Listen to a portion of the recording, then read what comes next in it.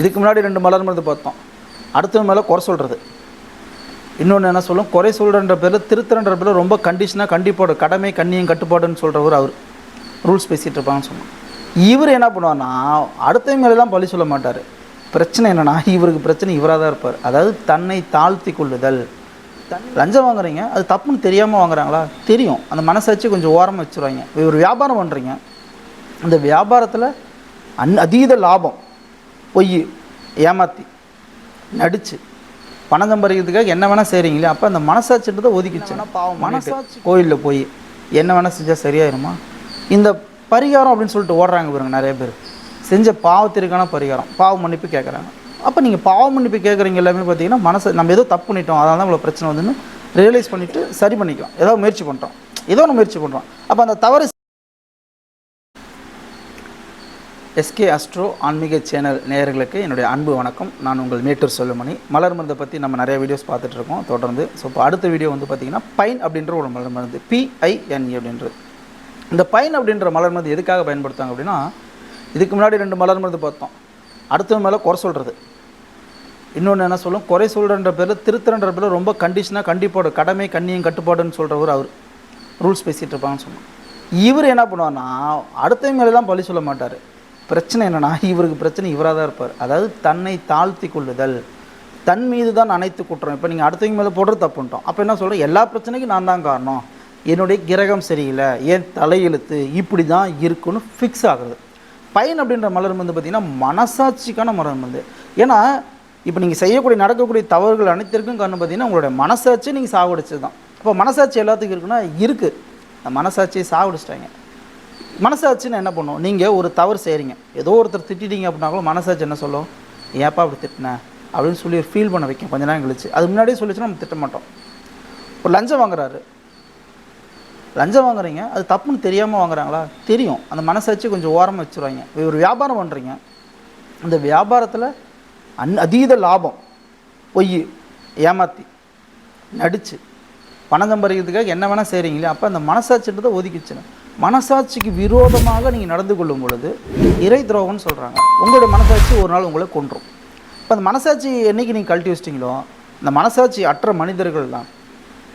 மனசாட்சி அற்ற மனிதர்கள், மனசாட்சியை நம்பாதவர்கள், மனசாட்சியின் மீது நம்பிக்கை கொள்ளாதவர்கள், இறைவன் மீது நம்பிக்கையிலேருந்து வெளியே போகிறீங்க. நீங்கள் என்ன வேணால் பாவம் பண்ணிவிட்டு கோயிலில் போய் என்ன வேணால் செஞ்சால் சரியாயிருமா? இந்த பரிகாரம் அப்படின்னு சொல்லிட்டு ஓடுறாங்க பாருங்க நிறைய பேர். செஞ்ச பாவத்திற்கான பரிகாரம், பாவ மன்னிப்பு கேட்குறாங்க. அப்போ நீங்கள் பாவ மன்னிப்பு கேட்குறீங்க எல்லாமே பார்த்தீங்கன்னா மனசை நம்ம ஏதோ தப்பு பண்ணிட்டோம், அதனால தான் இவ்வளோ பிரச்சனை வந்துன்னு ரியலைஸ் பண்ணிவிட்டு சரி பண்ணிக்கலாம். ஏதோ முயற்சி பண்ணுறோம், ஏதோ ஒன்று முயற்சி பண்ணுறோம். அப்போ அந்த தவறு சரி பண்ணுறதுக்கு ஒரு முயற்சி பண்ணணும். அப்போ ஏமாற்றி போய் சொல்லி நடித்து திருடி மனசாட்சிக்கு விரோதமாக செயல்படும் பொழுது தான் உங்கள் வாழ்க்கையில் உங்களுக்கு பிரச்சனை வரும். என்றைக்கு உங்கள் உடம்புல மனதிலையும் வாழ்க்கையில் பிரச்சனை வருதோ அப்போல்லாம் நீங்கள் மனசாட்சிக்கு அந்தாண்ட போயிட்டீங்கன்னு அர்த்தம். அதான் மனசாட்சிட்டு விலகிட்டீங்கன்னு அர்த்தம். மனசாட்சியின் சொல்படி கேட்காமல் நடக்கிறதுலாம் அதுதான். பைன் அப்படின்ற மலர் வந்து பார்த்திங்கன்னா உங்கள் மனசாட்சிக்கு நெருக்கமாக இருக்கும். மனசாட்சி சொல்லும், செய்யாத, ஏமாத்துற, பொய் சொல்கிற, செய்யாதன்னு சொல்லும். அது கேளுங்க. உள் உணர்வு, உங்களுடைய இதயம், உங்களுடைய வழிநடத்தக்கூடிய அற்புதமான இறைசக்தி, இறையாற்றல், நமக்குள்ளே இருந்து வழி நடத்தக்கூடிய அந்த இறையாற்றலை நம்ம மதிக்கணும். ஆனால் நம்ம என்ன பண்ணுறோம், அதெல்லாம் கழட்டி வச்சுறோம். இந்த ஊர் உலகம்லாம் இப்படி பிழைக்குது, அவன் பாருங்க அப்படி பண்ணுறான் இப்படி பண்ணுறான், அடுத்தவனை கம்பேர் பண்ணி அவன் செய்கிறான் நல்லா இருக்கிறான். நிறைய பேர் தான் கேட்குறாங்க, பாவம் பண்ணுறீங்களும் நல்லா இருக்கான். பாவம் புண்ணியம் அப்படின்லாம் இந்த மருந்து கீழே தான் வரும். நிறைய பேர் என்ன சொல்கிறாங்க, பாவம் பண்ணிங்களும் நல்லா இருக்கான் பாருங்கள். அங்கே போய் பாருங்கள், உள்ளுக்குள்ளே போய் பார்த்தா தான் தெரியும். வெளியிலேருந்து பார்க்கும்போது நம்ம நல்லா இருக்கிற மாதிரி தெரியும். யாரை வேணால் எடுத்துக்கோங்க, உள்ளுக்குள்ளே போய் பாருங்கள், ஏகப்பட்ட பிரச்சனை இருக்கும். அப்படியேங்க பார்த்து நம்மளே பரவாயில்லன்னு சொல்லலாம். ஸோ அப்போ என்ன சொல்கிறாங்க, மனசாட்சிக்கு விரோதமாக நடக்காதீங்க அப்படின்றாங்க. அப்போ மனசாட்சி என்ன பண்ணும், உங்களை உறுத்தும், கொல்லுன்றாங்க. ஊழ்வினை உறுத்துந்து உருட்டுன்னு சொல்லியிருக்காங்களா இளங்கோடிகள். அப்போ என்ன சொல்கிறாங்க, மனசாட்சி அப்படின்னா என்ன, உங்கள் மனசாட்சிக்கு விரோதம் நடக்கும். இப்போ நீங்கள் யாரையாவது ஏதாவது சொல்லிட்டீங்கன்னா கூட மனசாட்சி வந்து வேணாம் பண்ணாத அப்படின்னு சொல்லி. அப்போ நிறைய பேர் கேட்குறது, நான் செஞ்ச பாவத்துக்கு பரிகாரம் என்ன? நீங்கள் ஒரு அன்னதானம் பண்ணிங்கன்னா சரியாயிருமா? உங்களுக்குள்ளே கேள்வி கேட்டுக்கோங்க. உங்களுக்கு கல்யாணம் ஆகலை, குழந்த பிறக்கலை அப்படின்றதுக்காக நீங்கள் செய்யக்கூடிய பரிகாரம் உங்களுக்கு வேலை செய்யுமா? முதல்ல மனசாட்சிக்கு நீங்கள் செய்த பாவங்கள் என்னன்னு சொல்லி உணர்ந்து, ஐயா இறைவா நான் தெரியாமல் தப்பு பண்ணிட்டேன், என்னை மன்னிச்சிருங்க, இனிமேல் அந்த தப்பு பண்ணாமல் இருக்குன்னு சொல்லி கேட்டால் பரவாயில்ல.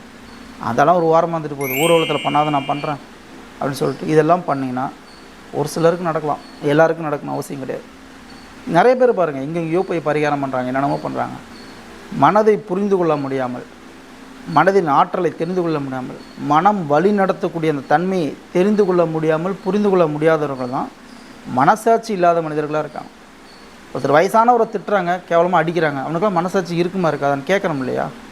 அப்போ மனதினுடைய ஆட்சி அப்படி தான் அங்கே தான் மிக முக்கியமாக இருக்கும். உள்ளுணர்வு எல்லாருக்குள்ளேயும் சொல்லும். நீங்கள் ஒவ்வொரு முறை சொல்லும் பொழுதும் தப்பு பண்ணாத, பாவம் பண்ணாதேன்னு சொல்லும். அதை தாண்டி நீங்கள் செய்யும்போது தான் உங்களுக்கு பிரச்சனை ஏற்படும்.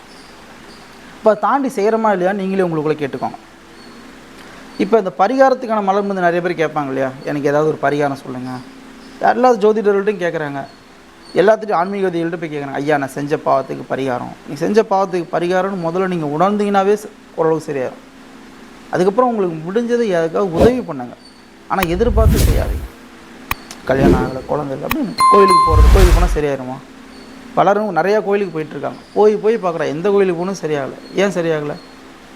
நீங்கள் இந்த தவறான செயல்பாட்டை நிறுத்தாமல், நீங்கள் சொந்த மனசாட்சிக்கு விரோதம் நடக்காமல் மனசாட்சிக்கு நெருங்கிடும்.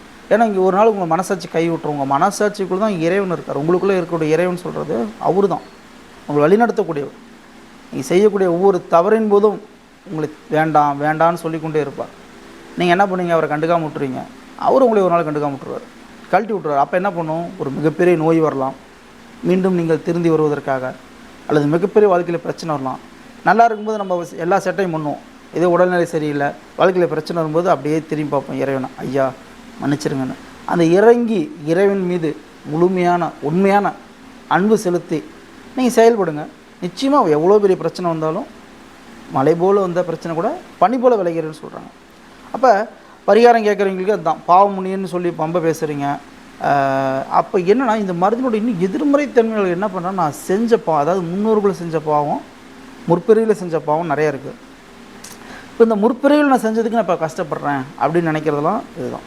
ரெண்டாவது, அதனால் இப்போ ஒன்று சின்ன ஒரு விஷயம், மனசாட்சிக்கு விரோதமாக ஒரு சின்ன தப்பு பண்ணதுக்கப்புறம் அந்த குற்ற உணர்ச்சின்னு சொல்கிறேன் பார்த்தீங்களா, இந்த குற்ற உணர்ச்சி உங்களை மனதை வாட்டி அரிச்சு, ஐயோ அந்த அரிச்சிக்கிட்டே இருந்துச்சுன்னா ரொம்ப ரொம்ப டிப்ரெஷன் ஆகிறாங்க.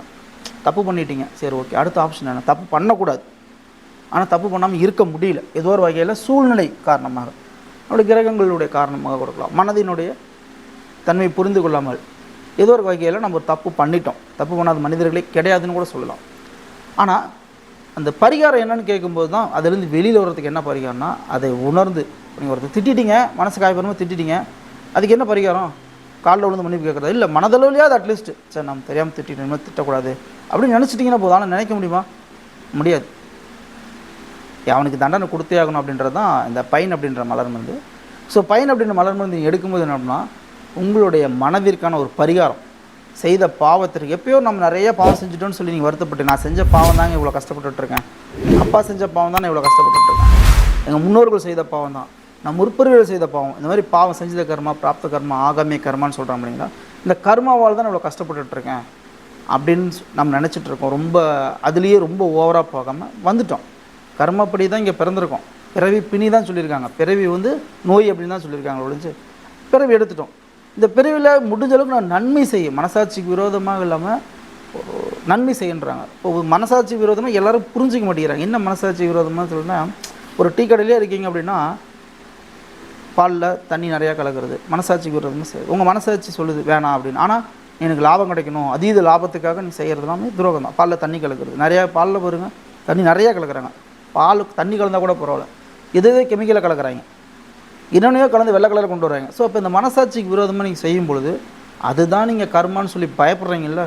கர்மாவுக்கு உண்டான கர்மக்காரங்க யார்? சனி பகவான் சொல்லி ஏன் 7.5 சனிக்கெல்லாம் பயப்படுறீங்க, பரிகாரண்டெல்லாம் ஓடுறீங்க. இங்கே எல்லாம் திருட்டுத்தனம், பொய், பிராடு, புத்திராட்டை ஏமாற்றி பண்ணிவிட்டு நீங்கள் கோயிலில் போய் உருண்டு உண்டா சரியாயிருமா?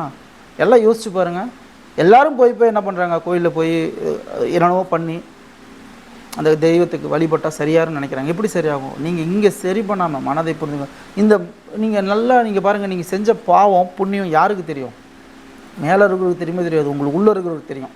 ஆனால் நாங்கள் எல்லாம் வச்சுட்டு இருக்கிறோம், மேலேருந்து ஒருத்தர் பார்த்துட்டு உள்ளேருந்து ஒருத்தர் பார்த்துட்டு இருக்கிறது யாருமே பார்க்க மாட்டேங்கிறேன். ஏன்னா எல்லாம் வெளியே பார்த்து பழகினதுனால உள்ளே கடந்து போகிறதுக்கு யாரும் தயாராக இல்லை. அப்போ உள்ளுக்குள்ளே ஒருத்தர் நீங்கள் நான் கூட போய் சொல்லலாம், நான் என்ன பாவம் செஞ்சேன்னு எனக்கு மட்டும்தான் தெரியும்.